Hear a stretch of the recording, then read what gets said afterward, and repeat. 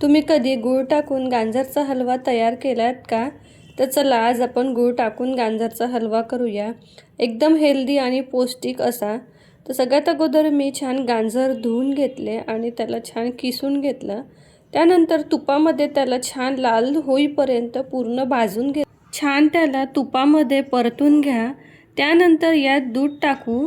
दुधामध्ये मी जी मलाई असते ती पण त्यात टाकून घेते. त्याने गाजरच्या हलव्याला टेस्ट छान येतो. दूध आटेपर्यंत आपल्याला छान दुधामध्ये याला परतून घ्यायचं आहे. दूध आटल्यावर आपल्याला यात गूळ घालायचा आहे. यात मी साखरेऐवजी गुळाचा वापर केलेला आहे. त्यामुळे गाजरचा हलवा छान हेल्दी होईल म्हणून मी इथे गूळ टाकलेला आहे आणि आपल्याला झाकून छान शिजवून घेऊ.